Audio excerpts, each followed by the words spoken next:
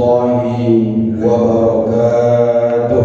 Waalaikumsalam warahmatullahi wabarakatuh. A'udzu billahi minasy syaithanir rajim. Bismillahirrahmanirrahim. Alhamdulillahilladzi bi dzikrihi tatma'innul qulub wa bi fadlihi tughfarul dhunub.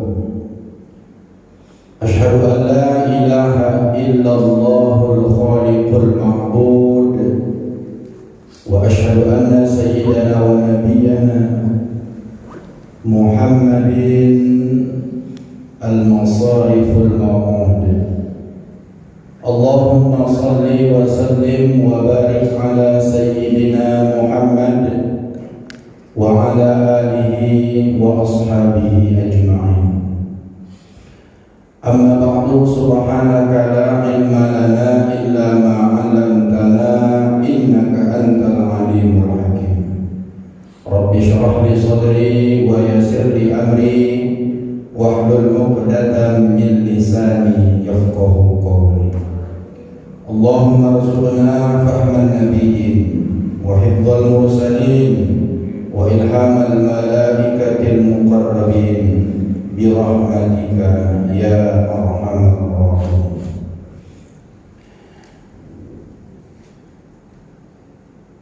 Yang kami hormati, yang kami muliakan, bapak-bapak, orang-orang tua kami, pengurus Badan Kemakmuran Masjid Jami' Asy-Syakirin, kemudian bapak-bapak, ibu-ibu, orang-orang tua kami, jamaah sholat subuh dan kuliah subuh. Mudah-mudahan kita semua yang berhadir di rumah Allah ini senantiasa mendapatkan taufik dan hidayahnya dalam keadaan sehat walafiat, berkah umur, berkah rezeki. Mudah-mudahan keluarga kita menjadi keluarga yang sakinah, mawaddah, warahmah, hidup di dunia ini dalam keadaan beriman, mati juga dengan membawa Islam. Kata-kata kalimat yang keluar ketika kita nanti hendak mati adalah ucapan la ilaha illallah. Allahumma khtim lana bi husnil khatimah wa la takhtim alaina bisu'il khatimah. Bapak-bapak, ibu-ibu, bersyukur kita kepada Allah Subhanahu wa ta'ala pada subuh yang mulia ini. Kita kembali di minggu yang ketiga mengkaji ilmu tauhid atau ilmu akidah.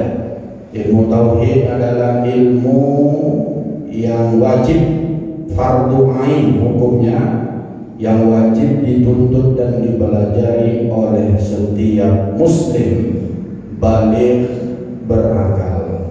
Orang yang gak pernah belajar ilmu tauhid dipastikan dia tidak kenal siapa Tuhannya, makrifat bahasa ilmu tauhidnya. Dan orang yang tidak makrifat, tidak kenal, tidak tahu siapa Tuhannya, maka dipastikan seluruh amal ibadahnya tidak akan diterima oleh Allah Subhanahu wa ta'ala. Bagaimana cara kita makrifat kepada Allah? Belajarlah ilmu tauhid dengan mengkaji sifat-sifat Allah Subhanahu wa ta'ala. Bukan makrifat itu kita memikirkan, kita mempelajari tentang zat Allah ta'ala, bukan. Tapi kita mempelajari sifat-sifat Allah Subhanahu wa ta'ala, yaitu yang kita kenal dengan sifat 20. Maka ini wajib kita pelajari selama kita hidup di dunia ini. Orang yang tak belajar ilmu tauhid, tak paham dia sifat 20, maka dipastikan di dalam kubur akan mendapatkan siksa dari Allah Subhanahu wa ta'ala. Beruntunglah kita bapak-bapak, orang tua kami, hari ini kita belajar tauhid. Gak banyak dari Tuhan ini, mungkin minta syakirin yang buka kaji tauhid. Gila bapak kalau gak percaya, mulai dari nanti Armen sampai nanti Istiqlal, coba cari masjid yang mengkaji ilmu tauhid yang buka kitab. Ada. Kenapa? Karena banyak yang minta saya belum kawin, saya bilang saya punya Syakirin lah, lambat. Ini benar lambat juga karena kosong. Bisa menggelikan saya.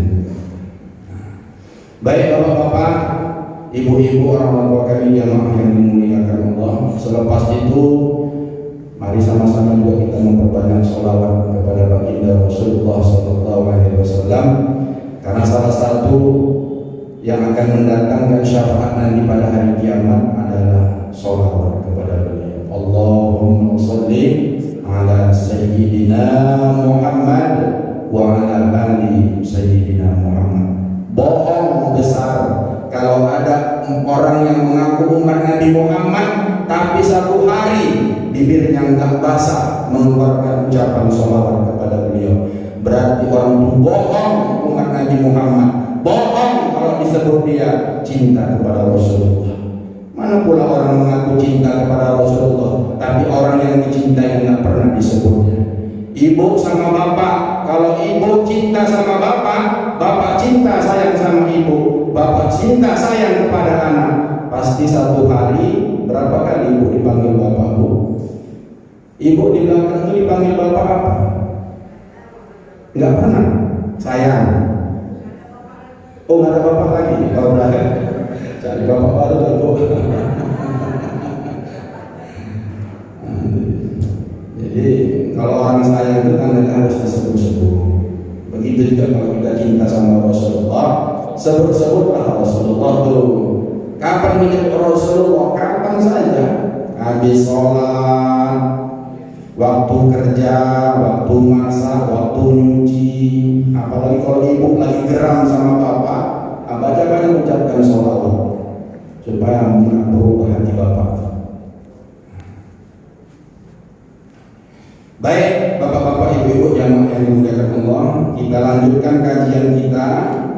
Pada subuh hari ini kita akan menyambung kajian kita. Kita sudah masuk sifat yang keempat dari sifat 20. Saya tulis dulu ya Pak, supaya karena sudah dihapus.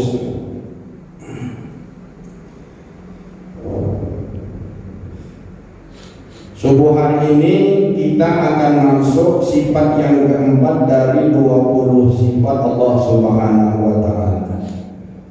Kita masih dalam kajian sifat salbiyah. Salbiyah.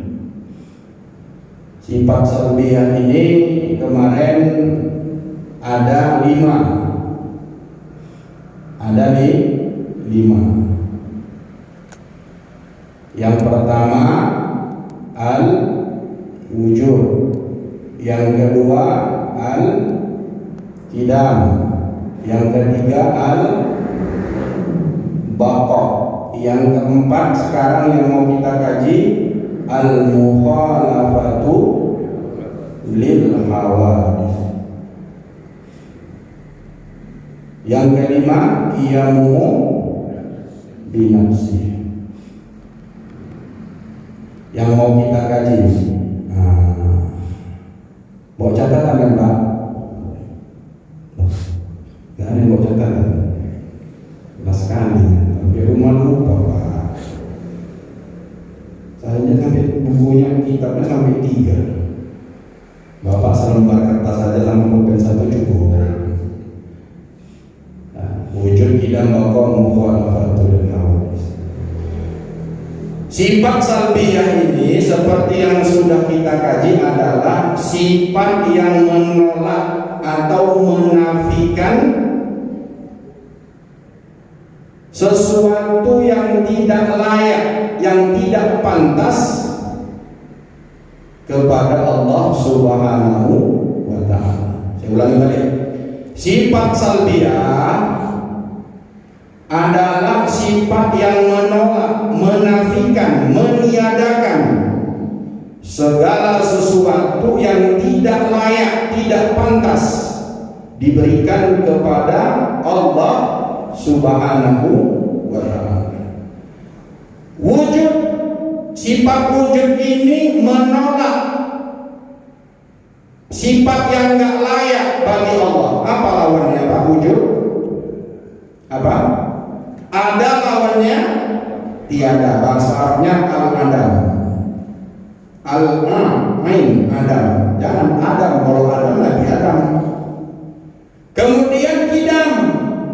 Kidam artinya tidak berpermulaan.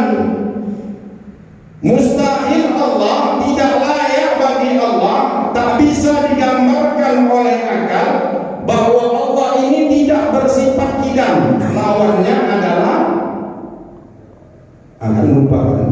Lawannya adalah baru. Baru. Tak layak Allah itu baru. Artinya apa?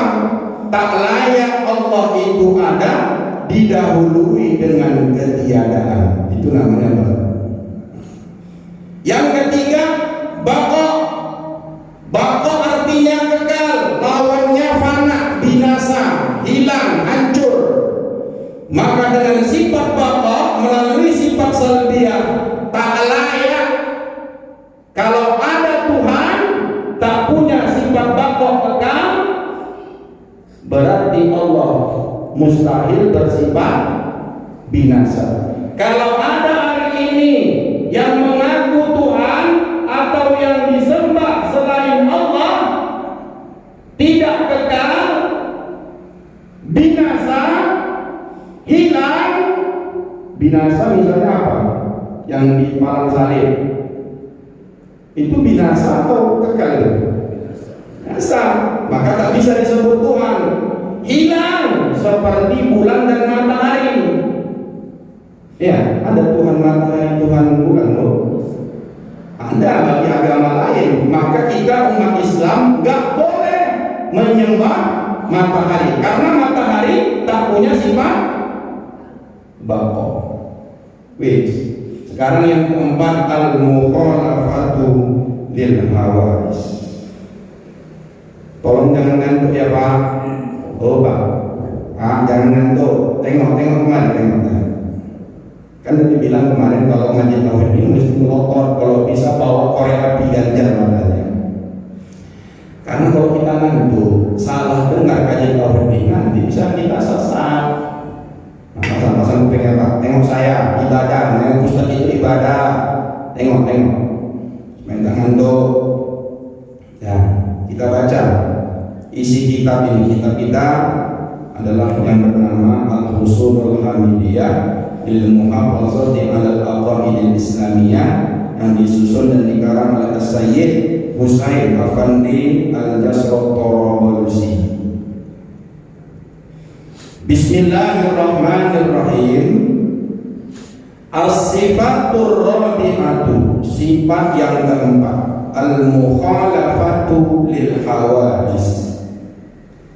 Yajibu lillahi ta'ala al-mukhalafatu lil hawadis. Wajib bagi Allah subhanahu wa ta'ala itu al-mukhalafatu lil hawadis. Wa yastahilu alaihi bidduha, dan mustahil atasnya lawannya, wa huwa al-mumathalatu lil hawadis, yaitu al-mumathalatu lil hawadis. Jadi al-mukhalafatu lil hawadis lawannya mustahil Allah bersifat al-mumathalatu lil hawadis. Apa ini al-mukhalafatu lil hawadis? Mukhalafatu artinya berbeda, lil hawadithi bagi segala yang baru. Yang baru itu apa Pak? Yang baru itu yang diciptakan oleh Allah. Allah disebut Al-Khaliq, yang menciptakan. Yang diciptakan Allah apa bahasa Arabnya Pak? Makhluk. Makhluk itulah hawadis yang baru. Saya ulang. Al-mukhalafatu lil hawadis artinya berbeda bagi segala yang baru. Artinya Allah itu tak serupa dengan makhluknya. Allah tidak serupa dengan makhluk. Mustahil sifat al-mumatsalatu lil hawadis. Allah serupa sebanding dengan makhluknya. Paham? Berarti dengan sifat al-mukhalafatu lil hawadis, maka tidak pantas, tidak layak bagi Allah kalau ada sesuatu pun yang menyerupainya. Apa yang tidak serupa bagi Allah? Tidak serupa, bagaimanakah Allah dengan para makhluk-makhluknya? Apa yang tidak serupa pada Allah Subhanahu wa ta'ala dengan makhluknya? 3. Yang pertama, Allah itu tak serupa dengan yang baru, dengan makhluk itu zatnya, zat. Yang kedua, sifat-sifatnya. Dan yang ketiga, perbuatan-perbuatannya. Ini 3. Allah tidak serupa dengan zat makhluk. Allah tidak serupa zat Allah dengan zat makhluk. Allah sifat-sifatnya tidak serupa dengan sifat-sifat makhluk. Allah perbuatannya tidak serupa dengan perbuatan makhluk-makhluknya. Nah, pelan-pelan masuk kita. Apa tadi Pak yang disebut dengan yang baru? Segala sesuatu selain Allah. Selain Allah itu yang paling dekat dengan kita apa contohnya? Selain Allah, makhluk yang paling dekat sekarang dengan kita ini apa? Nah, kita ini kan makhluk ya Pak? Makhluk, betul? Makhluk apa khaliq kita? Makhluk. Berarti kita hawadis baru. Menurut para ulama, bahwa alam makhluk Allah yang baru itu terbagi menjadi 2 bagian. Kita manusia ini, kita contohkan manusia kita ini terbagi menjadi 2. Yang pertama, setiap makhluk, setiap yang baru itu pasti dia memiliki 2. Yang pertama, makhluk ini benda, ain namanya, ain, benda. Jadi yang baru ini, yang pertama ain, artinya benda.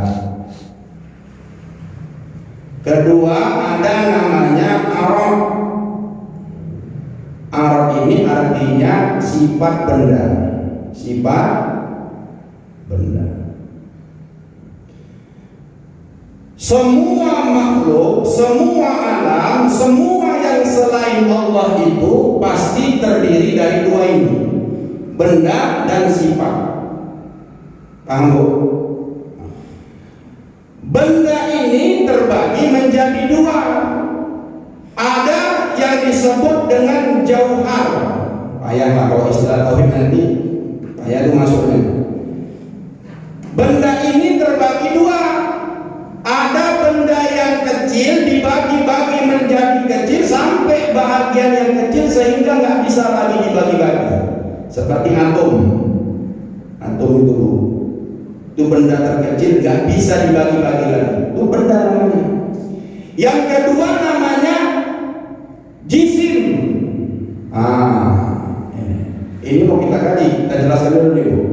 Ada namanya jauhar, ada namanya jisim. Jisim ini yang masih bisa dibagi-bagi, Jisim ini pun terbagi kepada 2. Ada namanya,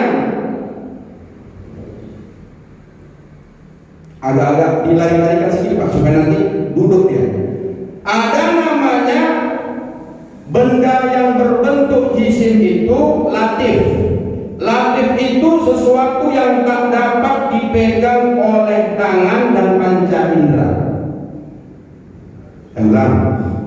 Jisim itu terbagi dua. Benda yang berbentuk jisim terbagi dua. Ada namanya latif. Latif itu artinya sesuatu yang tak dapat dipegang atau dijangkau oleh panca indera seperti tangan, nggak bisa. Apa contohnya? Cahaya, gelap, roh, angin, dan sebagainya. Pokoknya yang nggak bisa ditangkap, dipegang dengan tangan dan panca indera.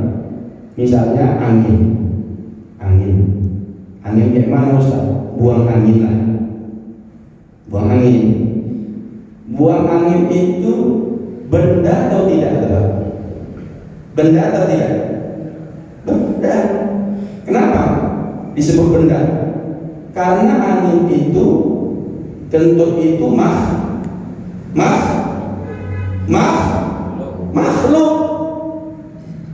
tadi kan ada dua. Ada yang disebut dengan ain, benda, dan ada disebut dengan marok, sifat. Benda itu terdiri dari dua.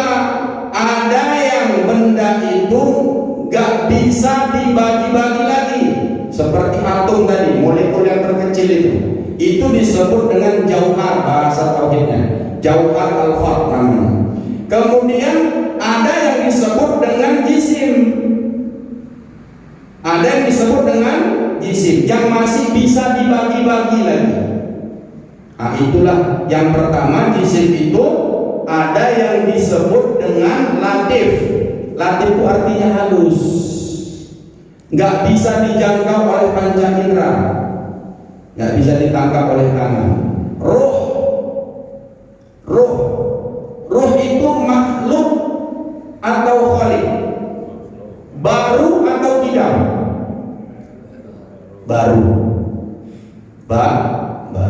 Setiap yang baru itu pasti dia benda.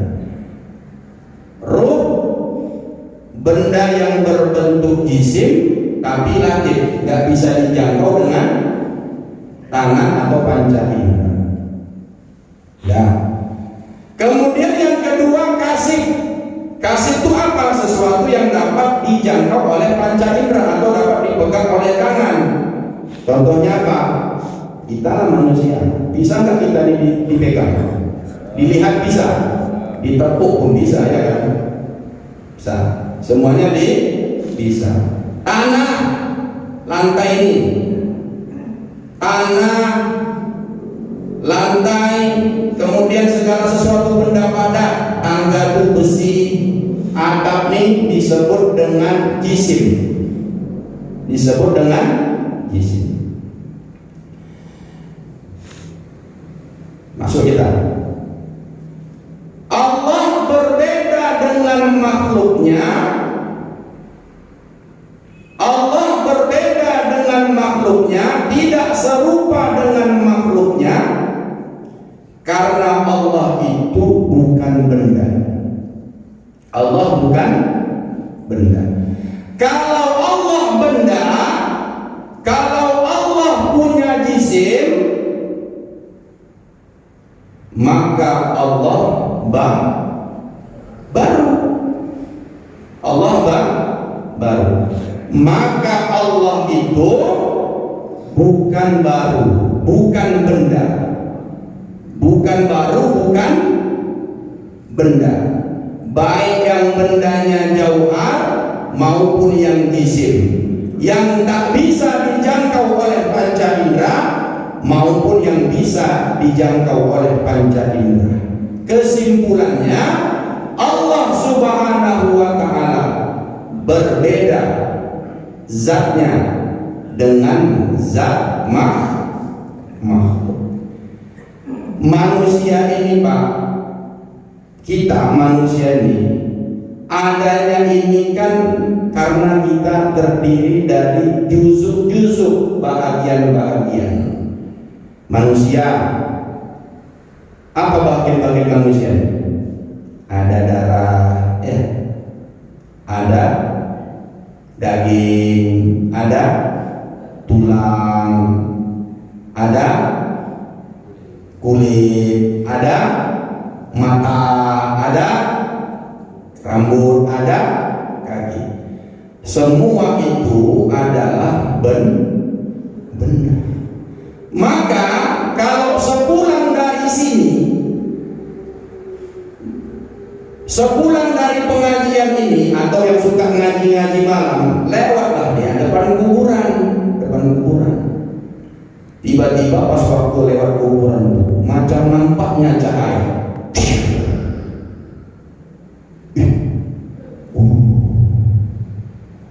Ku nampak Allah di atas kuburan. Pulang dia cerita sama istrinya, "Mak, ayah tadi pulang dari pengajian lewat depan kuburan. Ayah tengok macam-macamnya, ada cahaya yang melintas. Kurasa Tuhan itu ya, Mak." Apa kata jawab ibu? "Ya, itu bukan Tuhan. Karena Tuhan itu tidak ada yang menyerupai apa saja.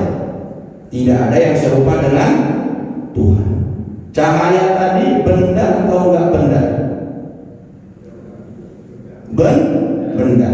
Maka benda enggak bisa serupa dengan Allah. Supaya paham, mukhalafatul hal itu supaya paham gini, lebih paham gampang bahasanya. Allah tidak serupa dengan segala yang baru. Artinya, apa yang ada pada Allah tidak ada pada makhluknya. Sebaliknya, apa yang ada pada makhluknya pasti tidak ada kepada Allah. Paham? Jadi Allah berbeda dengan makhluknya dari segi zatnya.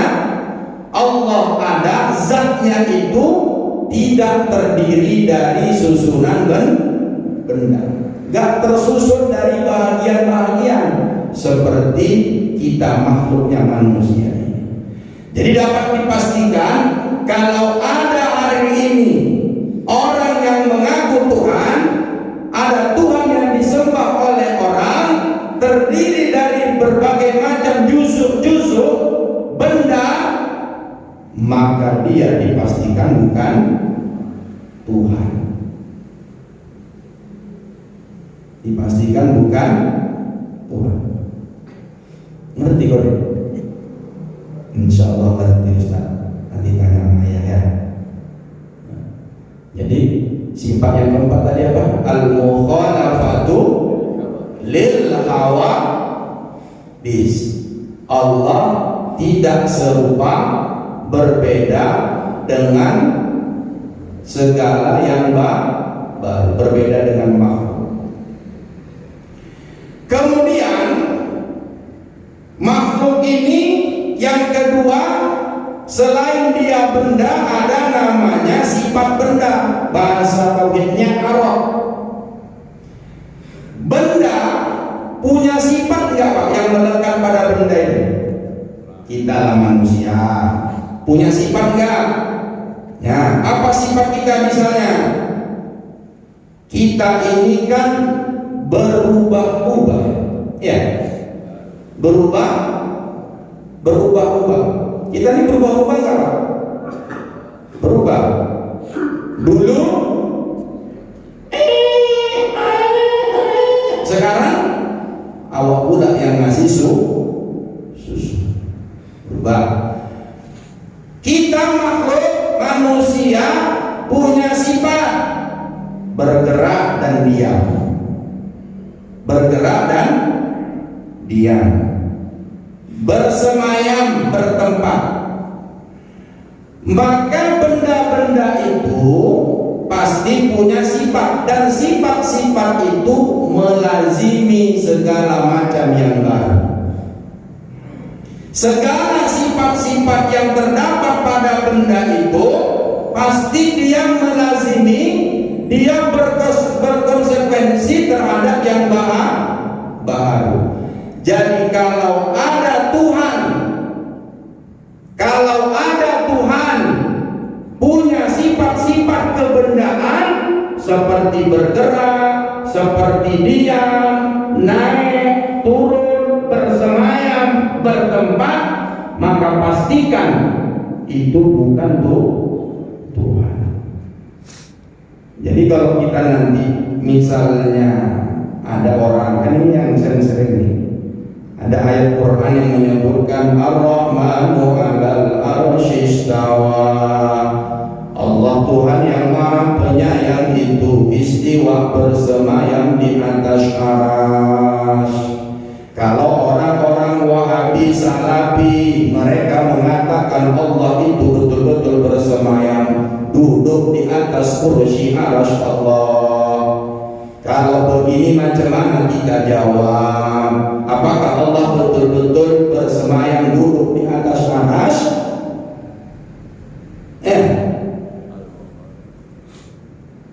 Maka kita jawab mukhalafatul hawadis. Allah tak serupa dengan yang baru.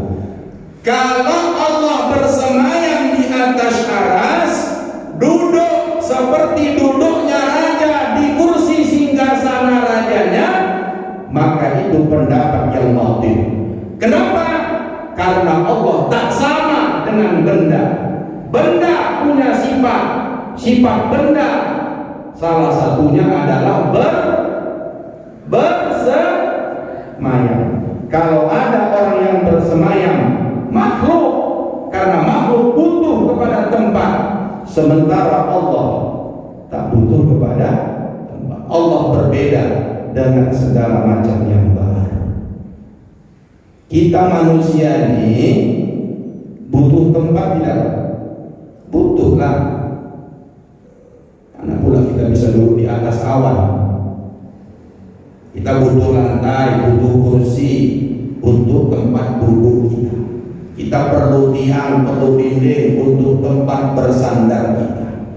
Maka kalau Allah bersemayam duduk, berarti Allah serupa dengan yang baru. Kalau Allah serupa dengan yang baru, maka batallah sifat Allah yang pertama, yaitu sifat wujud.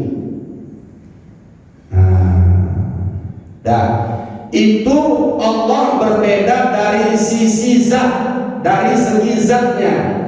Allah tak serupa dengan yang baru karena Allah bukan benda, bukan benda, dan Allah juga enggak punya sifat-sifat benda. Yang kedua, Allah itu berbeda dengan segala makhluknya dari sisi sifat-sifatnya. Dari sisi sifat-sifatnya. Mana dalilnya Ustaz? Surat Asy-Syura ayat 11. Jadi dalil Al-Quran mengenai sifat mukhalafatul hawadis ini, nanti buka surah Asy-Syura ayat 11, ayat langganan. Apa dia? Bismillahirrahmanirrahim. Laisa kamitslihi syai'un wa huwas samiul basir. Tidak ada sesuatu pun yang serupa dengan Dia Allah Ta'ala, dan Dialah yang Maha mendengar lagi Maha melihat. Jadi kalau ditanya apa dalil Allah tak serupa dengan makhluknya, laisa, ayo sama-sama, laisa kamitslihi syai'un wa huwas samiul basir. Sekali lagi, laisa kamitslihi syai'un wa huwas samiul basir. Satu lagi ayat surah Al-Ikhlas ayat 4 yang terakhir. Apa dia? Walam yakul lahu kufuwan ahad. Allah tidak ada sesuatu pun yang setara, yang serupa dengan Allah. Itu dalil nakli. Dalil aklinya macam mana Ustaz? Ini kalau ditanya orang, mana bukti dalil Allah itu tak sama dengan makhluk? Bacakan surah Asy-Syura tadi sama surat Al-Ikhlas. Kalau enggak masuk juga di otaknya, karena dia kan orang kafir, maka pakai dalil akli, pakai akal. Macam mana cara bilangnya? Jika Allah serupa dengan yang baru, berarti Allah baru. Kalau baru itu pasti dia tidak punya sifat kidam. Kalau Allah tak punya sifat kidam, berarti batallah Allah jadi Tuhan.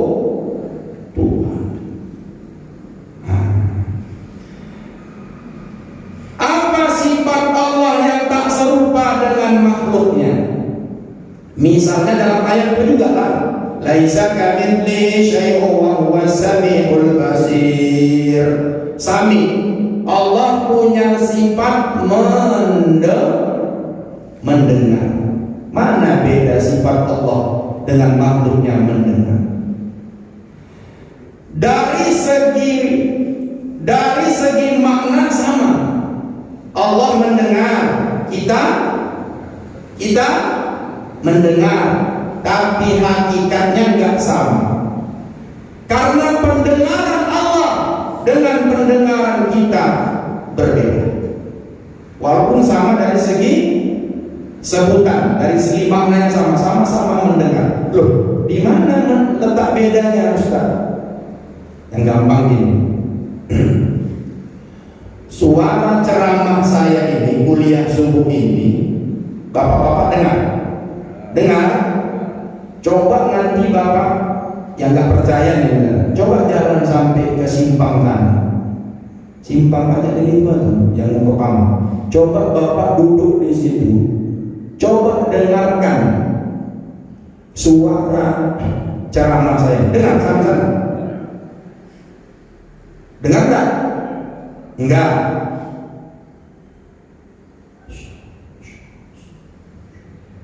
Dengar bapak yang saya bilang. Ngerti? Disitulah letak beda kita dengan Allah, pendengarannya itu.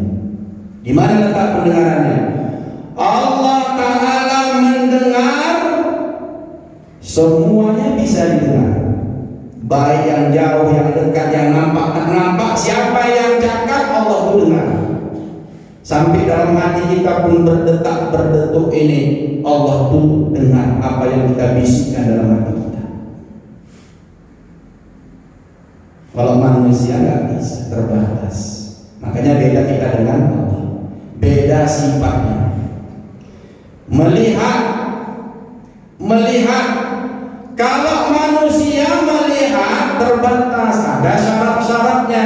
Kita melihat dengan mata, tadi mendengar dengan telinga.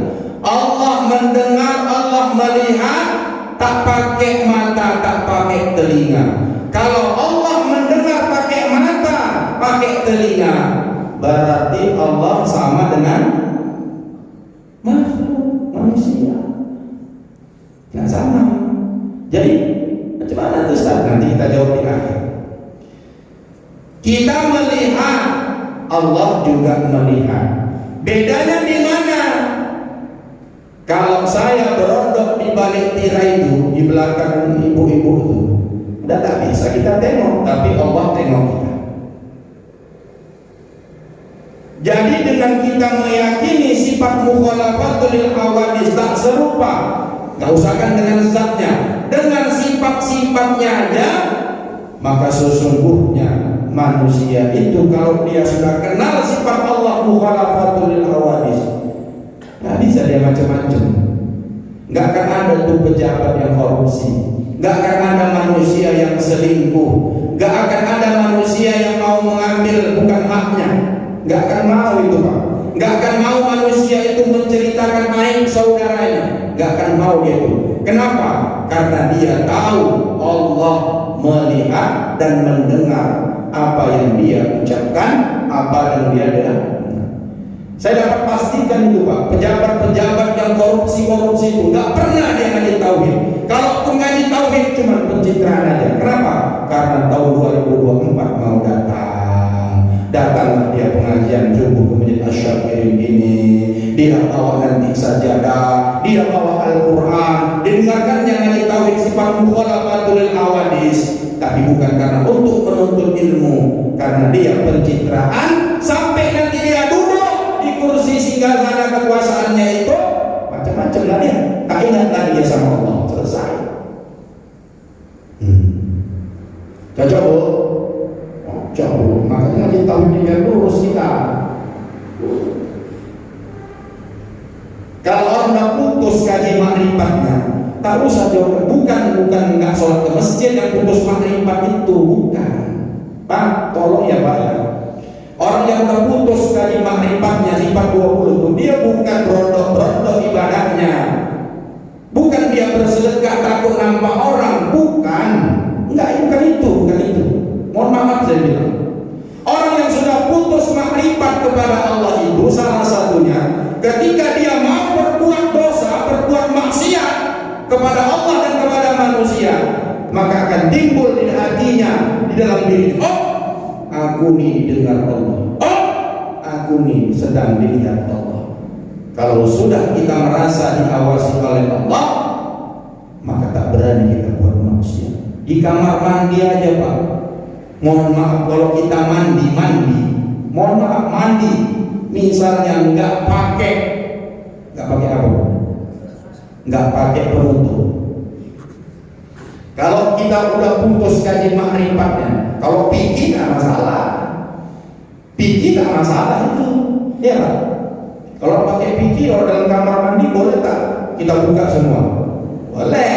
Tapi kalau sudah masuk nanti tauhid, masuk tasawuf, oh aku dalam kamar mandi ini masih dilihat Allah, malaikat juga masih ada ngikut ke kita.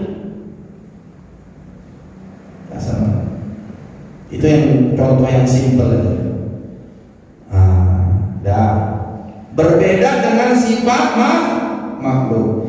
Yang ketiga, Allah berbeda dengan makhluknya itu dari perbuatannya. Contoh, kita manusia ini mau ngasih orang, mau memberi orang, itu kan biasanya kepada orang yang kita suka, betul? Ya, ulang. Kita biasanya manusia ini akan memberikan sesuatu kepada orang yang kita suka. Kalau ada orang yang gak kita senangi, musuh kita lah misalnya, mau kita kasih? Enggak lah. Bapak kalau marah sama ibu, mau ngasih? Tak mau ya. Tapi Allah berbeda, beda dengan makhluknya.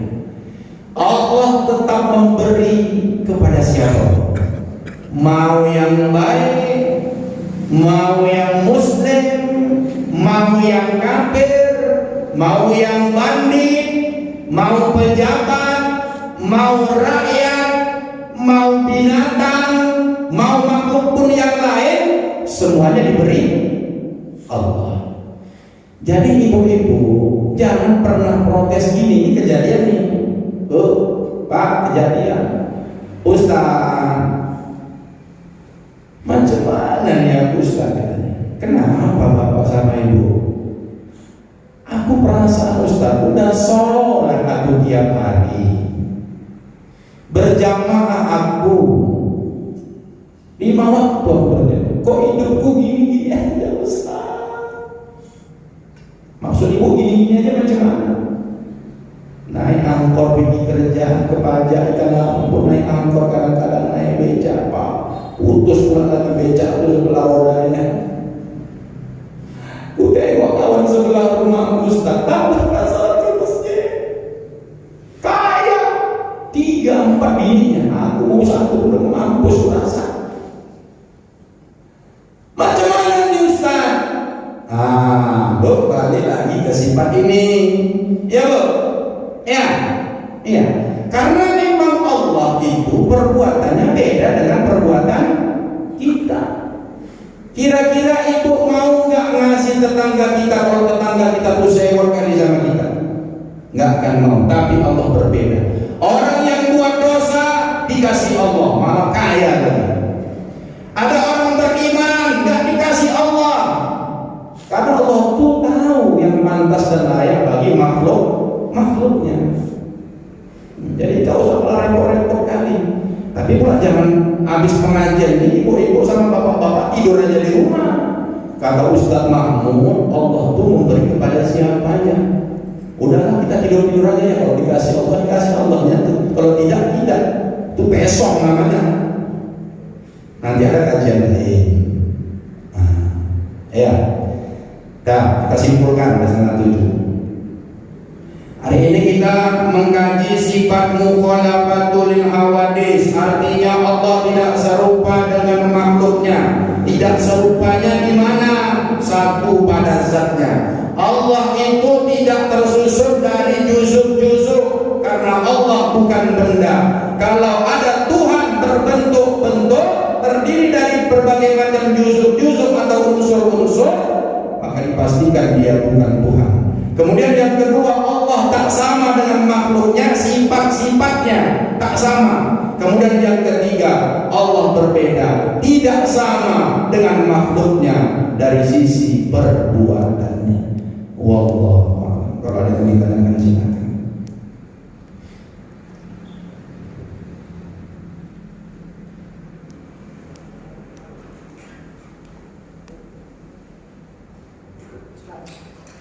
Ya.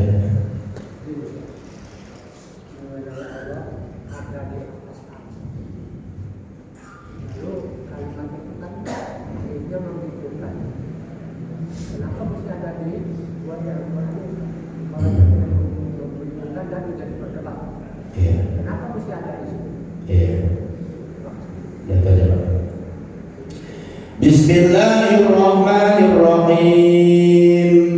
Ar-Rahmanu 'alal 'arsy istawa. Tuhan yang Maha Pemurah beristiwa di atas arsy. Ini ayat menurut para ulama tafsir disebut dengan ayat mutasyabihat. Ini maka dulu ya. Al-Quran itu ayat-ayatnya ada yang muhkamat, ada yang mutasyabihat. Muhkamat itu tegas, pasti ya. Aqimus sholata wa atuz zakah. Muhkamat itu Pak, jelas tuh perintah sholat dan perintah zakat. Sementara Ar-Rahmanu 'alal 'arsy istawa, istawa itu maknanya termasuk dari ayat-ayat mutasyabihat. Mutasyabihat itu Pak belum jelas makna sesungguhnya. Bagaimana cara menyikapi ayat-ayat yang mutasyabihat ini? Maka ulama-ulama ahli sunnah wal jamaah memakai dua metode. Yang pertama namanya metode tafwid. Tafwid itu menyerahkan makna istawa itu kepada Allah Subhanahu wa taala. Maknanya diserahkan sama Allah Taala. Tapi yang kedua ada namanya metode takwil. Takwil itu menjelaskan satu kata yang belum jelas maknanya dengan makna penjelasan yang mendekati maksud daripada kata itu. Jadi istawa. Banyak ulama yang berpendapat apa sebetulnya takwil daripada istawa itu. Yang pertama ada namanya Ibnu Abbas radhiyallahu anhu. Ibnu Abbas kenapa?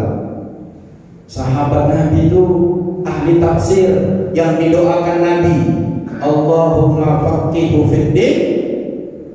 Apa sambungannya? Ya Allah, berikanlah kepada Ibnu Abbas ini pemahaman agama dan berikan kepadanya untuk bisa mentakwil.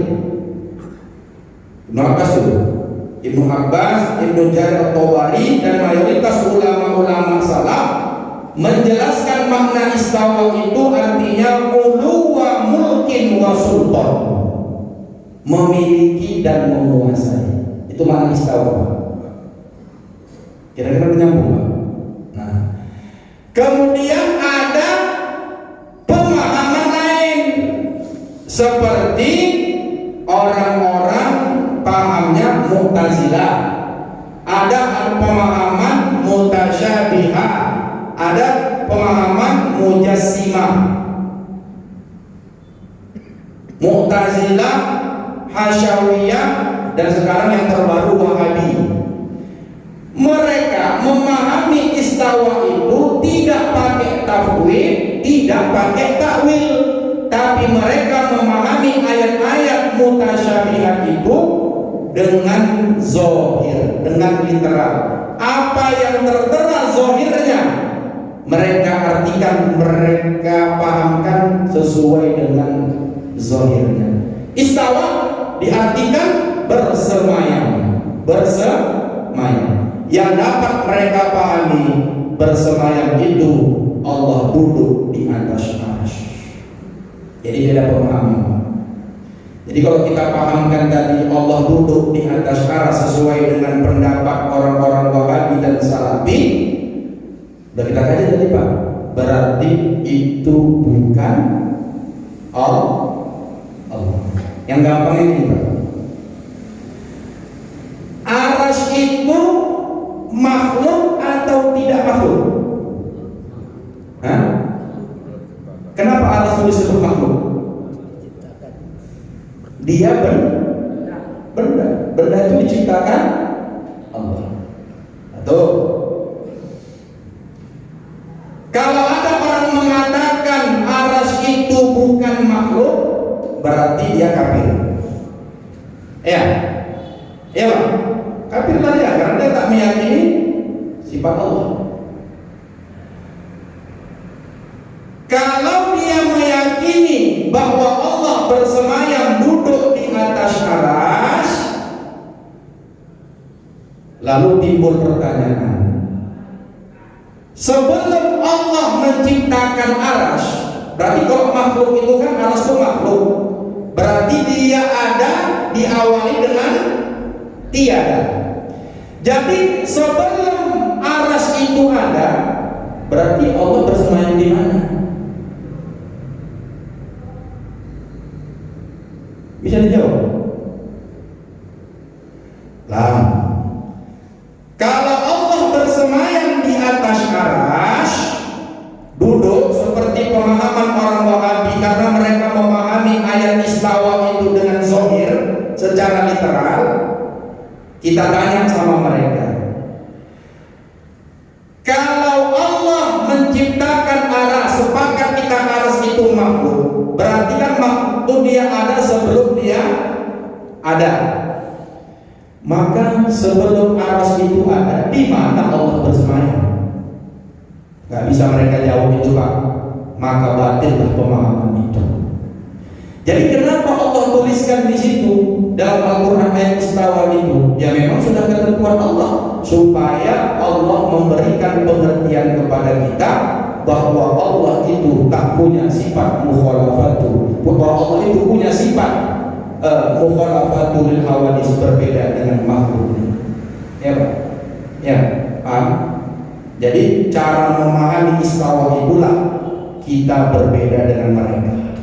Kalau kita pakai dua tadi Pak, namanya metode tauhid, kita serahkan aja bersemayam itu maknanya kepada Allah, lebih selamat. Tapi ada ulama-ulama orang-orang salaf kita bahwa ini mesti ditakwil, mesti ditakwil. Artinya dicari makna yang mendekati pemahaman dari ayat mutasyabihat itu. Jadi jangan masalah lagi Pak. Jadi kalau kalau intinya, kalau ada pengajian mengatakan Allah bersemayam di atas aras, titik. Udah mau lagi ngaji sama dia, ngaji di sini Asyadari, minggu ketiga datang. Kemudian ini sebagai penutup, kalau ada pertanyaan lagi, ada?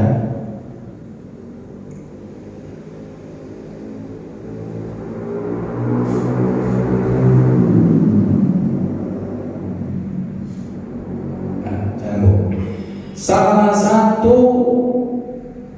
daripada bahagian makhluk tadi adalah arok, punya sifat di dalam benda itu, punya sifat. Misalnya gini, sifat benda itu kan misalnya ada atas, ada bawah, ada kanan, ada kiri, ada depan, ada belakang. Ini punya sifat makhluk atau benda. Ini sifat-sifat makhluk ini yang punya arah-arah ini.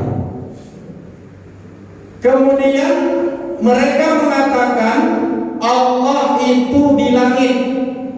Langit itu tempatnya di mana, Pak? Di mana? Atas. Jawab, Pak. Bumi tempatnya di bawah. Bapak-bapak sekarang di mana saya? Saya di depan. Tempat imam ini, mimbar ini di mana? Di belakang saya. Kalau Allah kita sebutkan di atas atau di langit, berarti Allah itu punya sifat benda, namanya arok. Gak betul itu.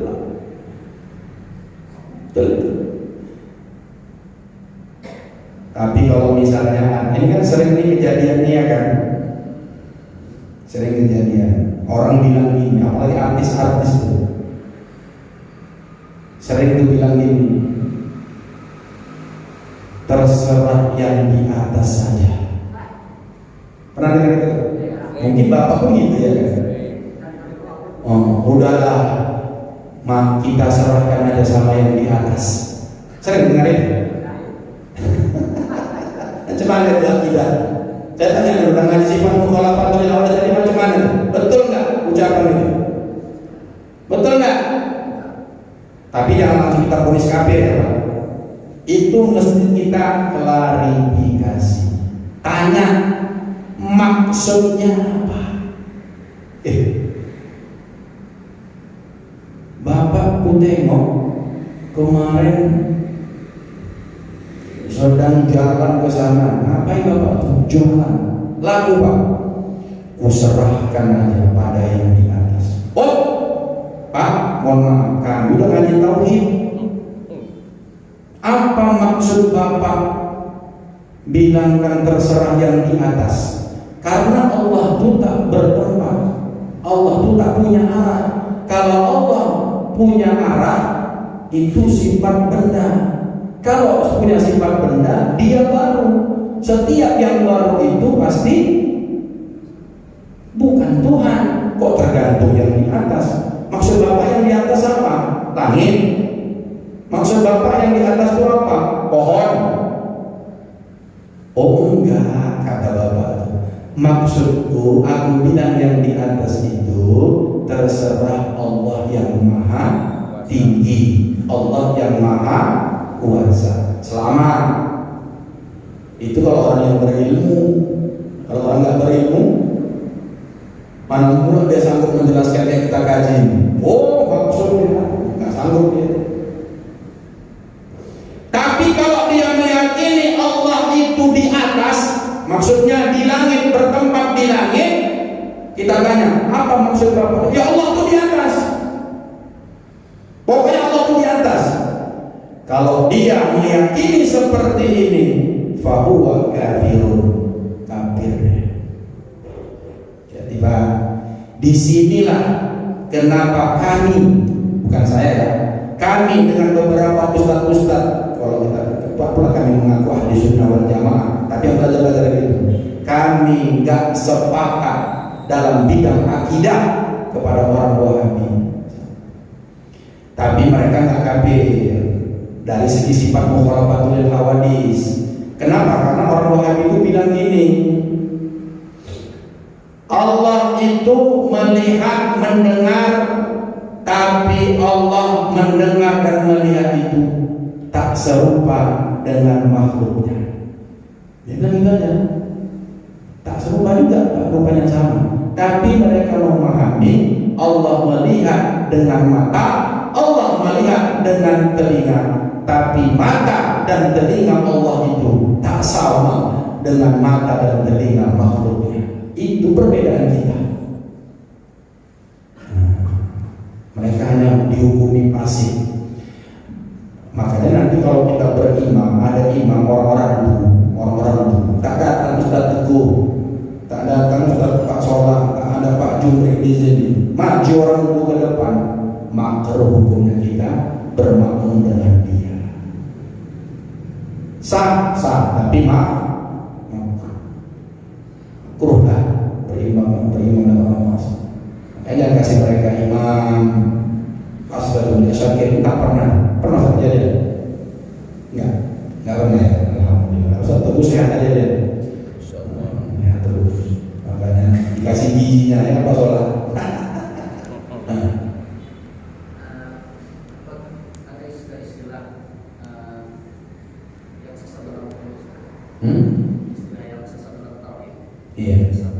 Apakah ada istilah Sesat menyesatkan. Sesat menyesatkan. Sesat apa? Seperti jendar. Dia mengaku kepada tauhid yang sesat.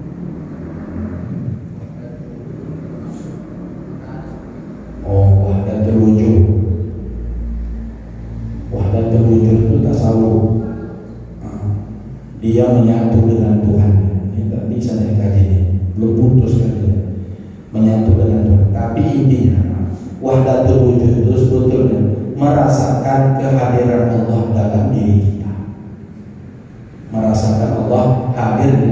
Maksudnya merasakan Allah hadir dalam diri kita itu bukan zat Allah ada di sini. Itu maksudnya. Itu karena kata para ulama, kullu ma khatara bi balika fallahu khilafu dzalika. Setiap sesuatu yang terlintas dalam pikiran kita, maka pastikan itu berbeda dengan Allah. Apa aja yang terlintas dalam pikiran kita, maka itu bukan Allah. Karena Allah itu tak bisa dipikirkan zatnya. Kalau kita belajar mencari zat Allah, sesat kita. Gak boleh kita ngaji itu cari zat Allah, gak bisa. Yang kita pelajari itu cukup sifat-sifatnya. Jadi kalau ada disebutkan aliran sesat di dalam tauhid, ya banyak lah Ustaz. Mu'tazilah, apa lagi? Qadariyah, Jabariyah, aliran sesat. Kalau yang baru kejadian ini aliran apa itu? Yang cabul-cabul, yang ditutup. Mas Beji, Thariqat, Azeb, iya, itu sesat atau enggak sesat? Kalau si Bejinya itu saya bilang sesat. Sesat dia. Ini makanya hati-hati Pak. Mengaji itu jangan salah guru, tolong. Itu kan pengakuan korbannya. Masalah benar atau enggak benarnya, tapi yang jelas itu adalah pengakuan korban. Apa kata dia sama si perempuan itu, si korban? Kau buka baju kau. Kau buka baju kau. Kenapa? Karena aku ini bisa menikah dengan siapa saja dengan izin Allah. Itu hakikatnya. Karena kulitmu itu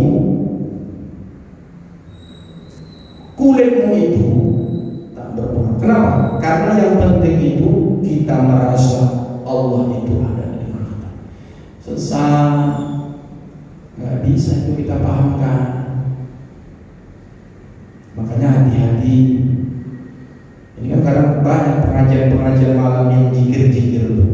Saya bukan nggak suka, tapi tolong lihat siapa gurunya. bisa baca Quran, pasti Pak Ustaz Teguh misalnya hafal 30 juz. Gurunya itu mursyidnya kalau usul berbil falak untuk balik-balik. Macam mana kita mau ngaji sama dia? Ngaji nanti tak ada kitabnya, suka-sukanya jadi bilang ya pendapat dia lah, aku iya. Jangan Pak, nggak bisa. Itu tarikat Basilam, itu kita ikuti. Kenapa? Doktor, mursyidnya doktor buat zaman kan. Itu ada pengajian al-hikamnya setiap malam Kamis sama malam Jumat. Buka nanti Pak di YouTube itu channelnya Basilam TV. Ngaji ya pakai kitabnya al-hikam, kitab ahli sunnah wal jamaah itu. Ikut, jelas itu. Kalau mau tarikat ke Basilam sana, jauhkan di Ustaz. Ya cari juga yang di sini yang kira-kira kita tengok. Karena penyakit tarikat itu adalah macam dia yang paling hebatnya. Berapa kali dia hakikat. Itu tadi saya bilang tadi, nggak perlu lagi sholat ke masjid. Aku parah kali dengarnya itu maksudnya. Kalau ada orang bilang nggak perlu lagi sholat ke masjid, sholat nggak perlu tahu orang, nggak perlu nampak orang. Berarti kalau nggak nampak orang, wajib lah. Cuman sholat nggak nampak orang? Bisa sholat nggak nampak orang Pak? Maksudnya dia sholat nggak ke masjid, di rumah aja itu. Pemalas itu namanya.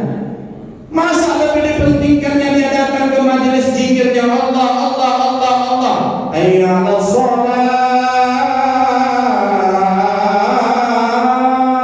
as-salatu khairum minan naum. Di rumah aja sholatnya. Berhenti Bapak ikut majelis zikir kalau ada yang ngajarkan seperti itu. Berhenti.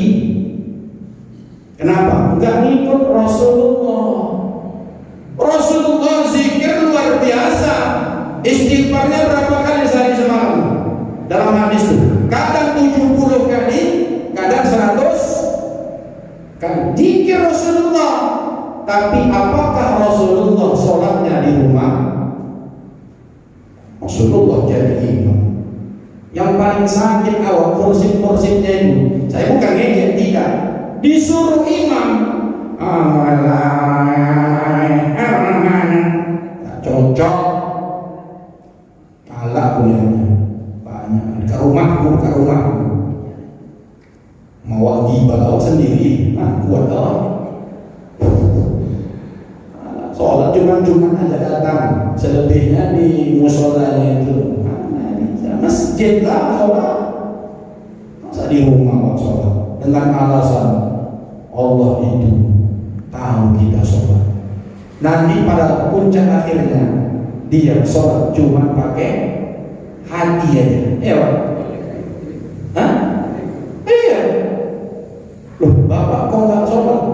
Kau sholat nggak pernah ke masjid.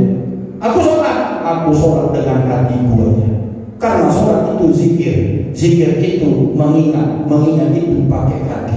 Jadi aku sholat cuma pakai hati. Dibayang-bayang Allah. Berarti Bapak itu tak tahu sholat. Sholat itu apa definisinya? Aqwalun wa af'alun muftatahatun bit takbir wa muftatamatun bit taslim. Sholat itu ada ucapan, ada perbuatan, ada rukun qauli, ada rukun fi'li, ada rukun qalbi. Dimulai dari takbiratul ihram, ditutup dengan salam. Macam mana Bapak sholat? Cuma ingat-ingat aja. Gak ada perbuatannya, gak ada ucapannya. Berarti bukan sholat. Bapak zikir kolbun, dan bukan sholat. Apa? Ada yang ikut pengajian dulu, ikut terus, gak apa-apa. Tapi sholatnya gemes, bermasyarakat. Awak yang sakitnya ikut majelis itu tak bermasyarakat, betul Pak? Awak udah capek ikut panitia kurban, tak datang dia ke masjid, mulutnya menunjuk-nunjuk. Apa bungkus ngani lembunya, udah nggak ikut, ngejek. La ilaha illallah Muhammadur Rasulullah. Berdoa kita kepada Allah, terlindungi kita dari ikut-ikut aliran-aliran seperti itu. Ada lagi Pak?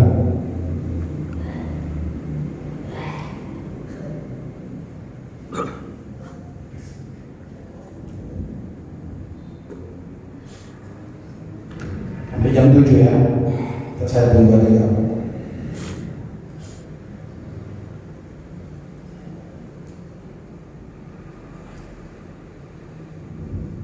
Udah mantap Pak, sampai sifat keempat ini udah mantap nih. Iktikaf kita nih, udah mantap. Kalau ditanya orang, ada nggak Allah itu? Jawabnya wujud, ada. Kemudian sejak kapan Allah itu ada? Allah itu tidak adanya, tidak berawal. Kalau begitu, Tuhan itu, Allah itu kapan unlimitednya? Jawab, Allah itu baqa. Allah itu baqa. Allah itu kekal. Kemudian Allah itu fan. Allah itu baqa. Mustahil fana. Kemudian macam mana? Walaupun nggak boleh kita tanya ini Pak. Kalau ada kita tanya di mana, bagaimana, bila, sebetulnya itu nggak boleh pertanyaan itu disematkan kepada Allah. Tapi kan kadang-kadang orang selalu nanya ini, maka kita jawablah dengan sifat 20. Kita nggak boleh menanya di mana Allah itu, bagaimana Allah itu, kapan Allah itu adanya. Nggak boleh kita tanya, karena pertanyaan itu tidak pantas disematkan kepada Allah. Karena Allah dari pertanyaan-pertanyaan itu nggak punya sifat itu, nggak boleh. Walaupun anak-anak kita di rumah saja, abi, Allah tuh mana? Kalau bapak-bapak ditanya sama anak, Allah tuh mana? Apa bapak jawab? Dia ada di mana? Ini yang mau saya kaji tadi. Nggak boleh kita bilang Allah di mana-mana. Kalau Allah di mana-mana itu satu, dua atau banyak? Banyak. Sedangkan Allah di mana aja Pak nggak boleh. Apalagi Allah di mana-mana. Berarti kalau Allah di mana-mana, Allah itu banyak. Padahal nanti salah satu sifat Allah itu wahdaniyah. Enggak boleh Pak kalau kita bilang Allah di mana-mana. Kalau Allah di mana-mana berarti Allah banyak kan Pak? Dengan penafsiran dia ada di mana-mana. Iya. Makanya perlu kita luruskan mengaji ini Pak. Enggak boleh kita bilang Allah di mana-mana. Karena di mana itu menunjukkan apa? Tempat. Allah tidak bertempat. Kesimpulan. Jadi Ustaz, ini tadi sebetulnya harus timbul pertanyaan nih Pak. Kalau ngaji ini. Jadi pertanyaan saya jawab sendiri. Puncak pertanyaan ini. Jadi Ustaz, kalau Allah tidak serupa dengan makhluknya, Allah itu zatnya berbeda dengan makhluknya. Allah tak tersusun dengan juzuk-juzuk bahagian yang ada pada makhluk.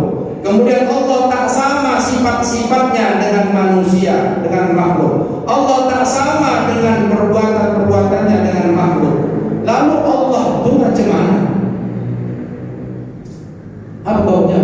Allah bukan zatnya, tak bisa kita rincikan. Allah itu sifatnya beda dengan ini. Allah itu perbuatan. Jadi Allah itu macam mana? Bisa Bapak jawab? Tidak bisa. Saya jawab ya Pak ya, menuntut. Kalau ada orang yang nanya seperti itu, kalau Allah tidak bertangan, Allah tidak bertempat, Allah tidak berarah, Allah tidak bersemayam, Allah tidak di depan, Allah tidak di belakang, Allah tidak bergerak, Allah tidak diam, maka jawabnya wallahu a'lam. Hanya Allah yang mengetahui zatnya sendiri. Jadi jangan itu Pak. Wallahu a'lam.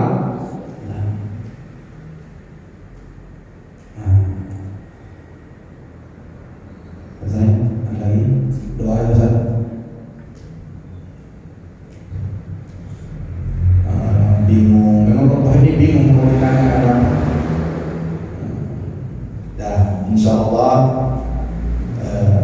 bulan yang akan datang kita sambung kajian kita sifat yang kelima, yaitu qiyamuhu binafsi. Baik, terima kasih Bapak-bapak Ibu sekalian yang dimuliakan Allah Subhanahu wa taala.